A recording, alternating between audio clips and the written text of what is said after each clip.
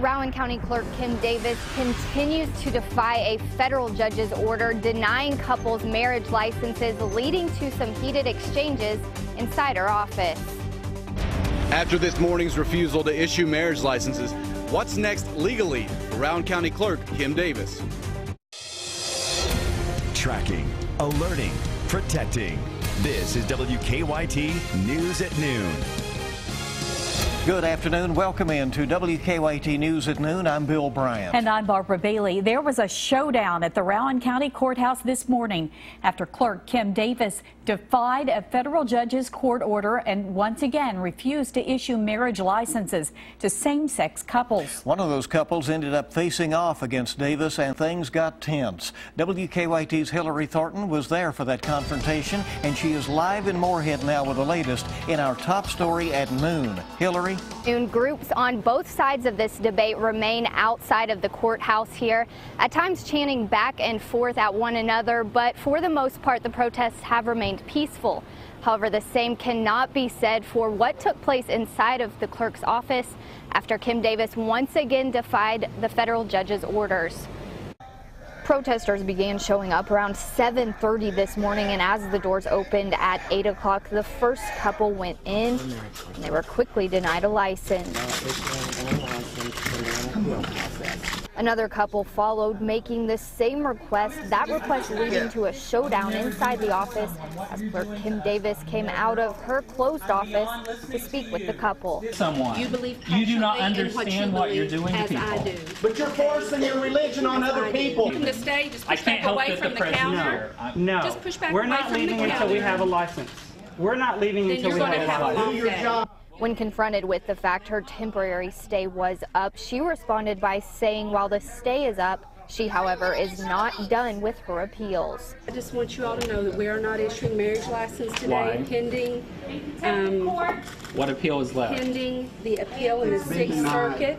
The What's the appeal in the stay Sixth has Circuit? been denied. Right. The injunction is the order that you're supposed to issue marriage And license. we're not issuing marriage The license Supreme today. Court denied your stay. We are not issuing marriage license today. So Based on what? I would ask you all to Why are you not go ahead issuing and marriage do it. licenses today?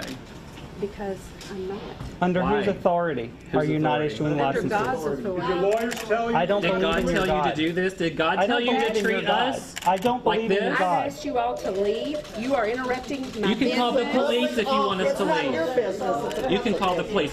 I pay your salary. I pay your salary. I pay you to discriminate against me, right? Rowan County Sheriff's deputies were inside of the office while all of this was going on.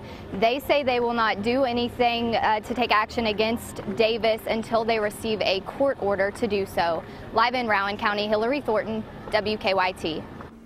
Hillary, thank you. And as protests on both sides of the debate continue outside the courthouse, we're getting new information on how the case against Kim Davis will move forward. WKYT's Victor Puente has just spoken with the Rowan County attorney who says Davis will now have to face a federal judge later this week.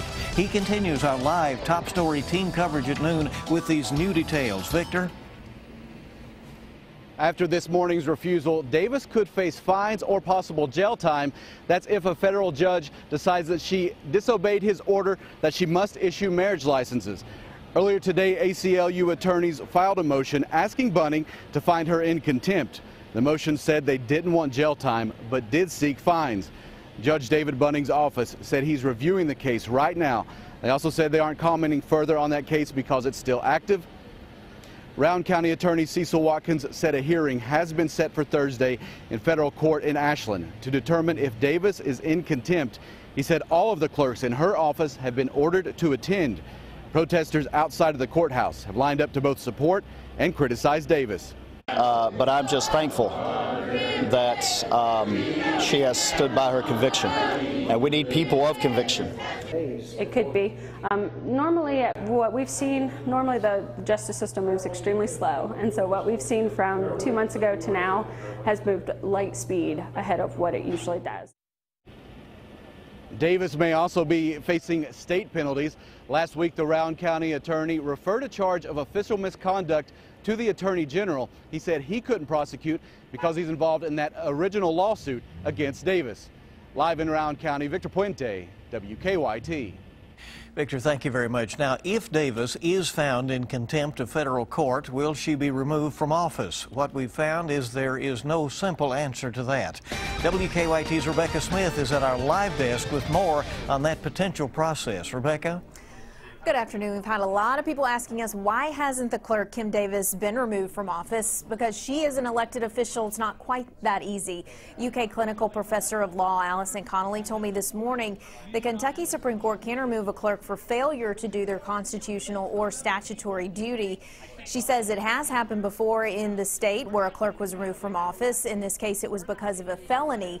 A vacancy in the office of the county clerk is filled by the county judge executive or by the mayor until a successor is elected. Now, even if Davis is criminally charged, she still will not be removed from office immediately. Nothing would happen until her case makes its way through the courts. Now, in 2001, Jackson County Clerk Jerry Wayne Dean ran his office from behind bars while he was charged with murder. He was later acquitted of the charge. Now, Connolly told me she does not see jail time as being the likely outcome of this situation in Rowan County. She does suspect a heavy fine, however, and one that would increase as time goes on and more of these marriage licenses are denied. At the live desk, Rebecca Smith, WKYT. Rebecca, thank you. Now, we have complete coverage of today's events in Rowan County involving the clerk on WKYT.com, including the entire unedited confrontation between Kim Davis and the couples who showed up to get marriage licenses today. Other news today, dozens of families are out of their homes this midday after an early morning fire at an eastern Kentucky landmark. This is eyewitness video from the scene. Remarkably, no serious injuries have been reported in this fire. The Main Street Mall building housed a number of businesses, including a popular Chinese restaurant, as well as several upstairs apartments.